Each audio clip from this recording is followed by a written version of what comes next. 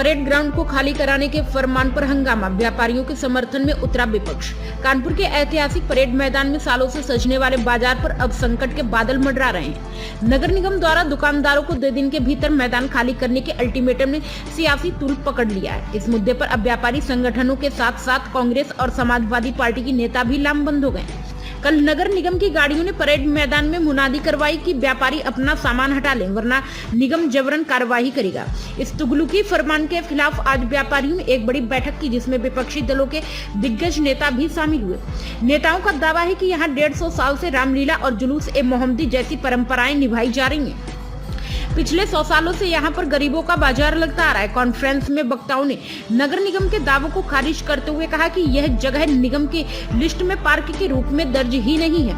यह नजूल या वक्फ की भूमि हो सकती है, लेकिन निगम का इस पर सीधा मालिकाना हक नहीं है। बड़े उद्योगपतियों का खेल। व्यापारियों ने आरोप लगाया कि कुछ रसूखदार लोग इस जमीन पर 5 स्टार होटल बनाना चाहते हैं और प्रशासन इन्हीं के इशारे पर गरीबों को उजाड़ रहा है। सपा विधायक अमिताभ वाजपेयी ने कहा, हम गांधीवादी तरीके से लड़ेंगे। अगर प्रशासन लाठियां चलाएगा तो हमारी पीठ तैयार है, और अगर गोलियां चलेंगी तो हमारे सीने सामने होंगे।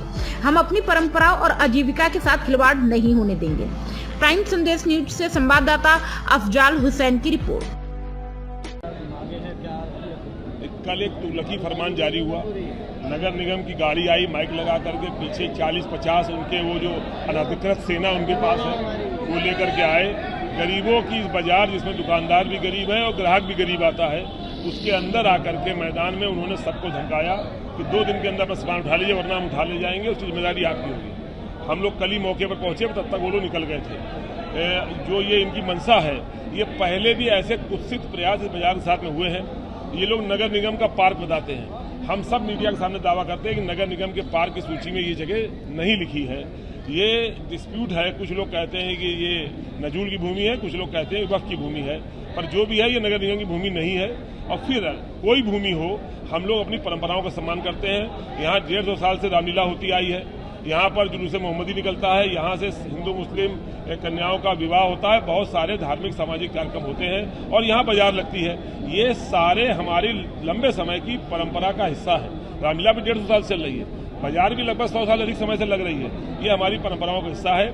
अधिकारियों द्वारा तुगलकी फरमान जारी करना हमारे लोकतांत्रिक अधिकारों का भी हनन है और हमारी परंपराओं का भी अपमान है। इस समय शहर भर में अतिक्रमण के नाम पर गरीबों को सताने का कुत्सित प्रयास चल रहा है। ना कोई फेरी नीति है, ना कोई टीम बनती है, ना जनप्रतिनिधियों से किसी प्रतिनिधि से वार्ता होती है। सीधे अधिकारी अफसर अपनी मर्जी से ठेले तोड़ देना, बाजारें उखाड़ देना जैसे तुगलकी काम करते हैं। उसके विरोध में आज परेड बाजार के लोगों ने जनप्रतिनिधियों को आमंत्रित किया था कि जो लोग इस समर्थन में स्वाभाव है। हमें खुशी है कि कांग्रेस पार्टी के अध्यक्ष जी, कांग्रेस पार्टी के पूर्व विधायक, समाजवादी पार्टी के विधायक और कई पार्षद साथी भी इस लड़ाई में साथ आए हैं।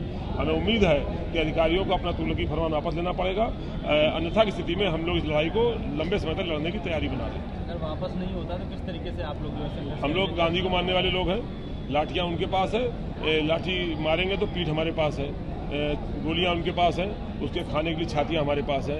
हम लोग उनके सामने डट कर खड़े होंगे। हम लोग मारेंगे भी नहीं, लेकिन हम लोग मानेंगे भी नहीं। हम लोग अपनी मांगों को चाहे जितना लंबा आंदोलन करना पड़े, हम लोग पूरी ताकत से रखने का काम करेंगे। क्या कारण मानते हैं कि इस तरीके से जो है ये खाली कराने का एकदम से? कुछ बड़े पूंजीपति जिन्होंने हमारे देश की अधिकतर संपत्तियों पर कब्जा कर लिया है, उनकी निगाह इस मैदान पर है, जो इसमें 5 स्टार होटल बनाना चाहते हैं। ये 5 स्टार होटल बनाने वाली जो कंपनी है, वही अधिकारियों के माध्यम से अपने खेल को करने का काम कर रही है।